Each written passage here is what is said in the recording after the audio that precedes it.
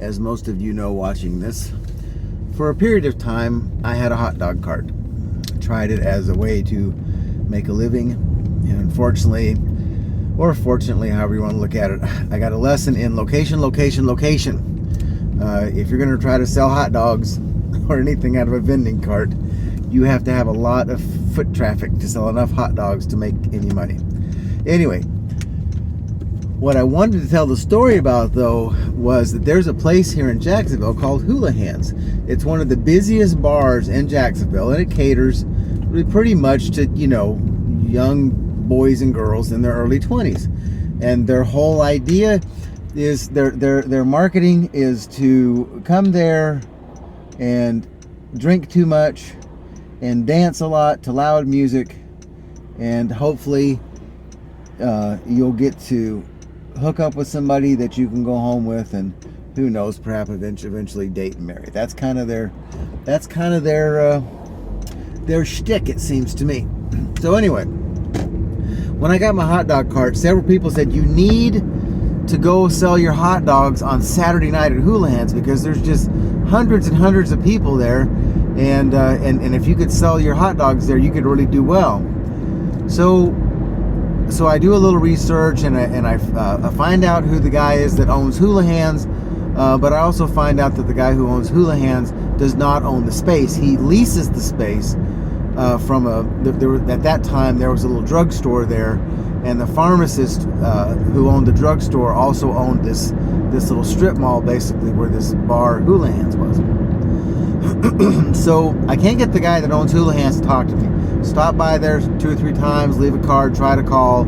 He's always too busy, blah, blah, blah. I assume he thinks I'm trying to sell him something. And all I really wanted to do was just talk with him about how we could do this. But the guy who owned the property, the pharmacist, he was all for it. He said, yeah, give it a try. You can set up here during the week too if you want. So that was great. And so again, I tried to get in touch with the guy who owned Houlihan's. Didn't work. So finally, on a Saturday night, I hook up my my hot dog cart to the back of my car. Actually, it was the Suzuki, my SUV, and I haul it over there to Houlihan's to start selling hot dogs. And I will say that my friend Steve was with me, because Steve would help me pay for the hot dog cart, and he wanted to go with me on our first run. And by the way, I had practiced selling hot dogs, and I had actually been selling hot dogs at another place for several weeks at this point. Anyway, so we go up there, unhook the hot dog cart, and pretty soon, one of the in front of this bar, right? And so pretty soon, this little manager guy, I can't remember his name, he comes over and says, "What are you doing?" And I said, "I'm setting up my hot dog cart." He said, "You can't do that." And I said, "I can do it." And I'm trying to be calm. He's getting worked up real fast. And so I'm just being calm. And I said, "Yes, no, I can do it because I talked to," let's say his name is Bob.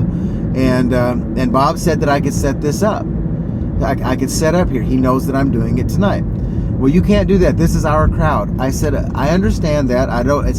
It's not about your crowd. It's about this out here isn't your property. It's this guy Bob's, and Bob says that I can do this." And I said, "And I've tried several times to talk to your owner about this situation, and he has never made the time to meet with me."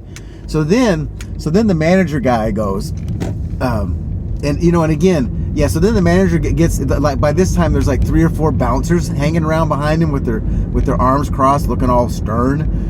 And then so he said, "You can't do this." And I said, "Yes, I can."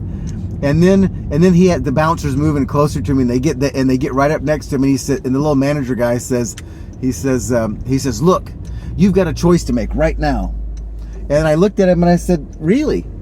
What's that?" He didn't have anything to say.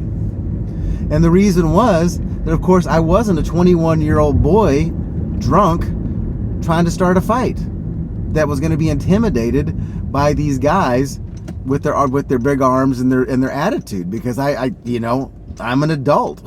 And it was a public place. There was nothing they could do. I was not trespassing. They could not make me move. Anyway, so that's kind of where, so at that point, oddly enough, and I will tell you later, my friend Steve, this is the former Marine infantry officer, later said, I didn't even know who you were, standing there like that.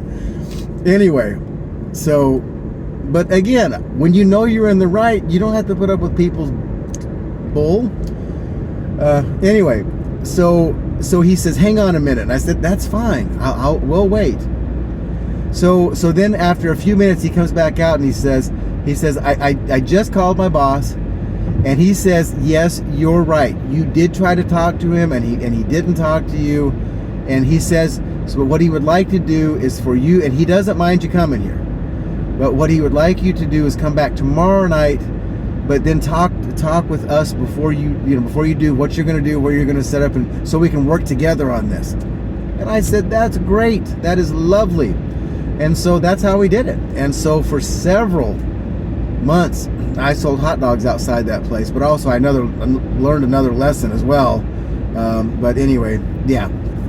So, okay, that was my, did I say Houlihan's? It was Hooligans. The bar's name was Hooligans. Okay, love you. Thanks for watching.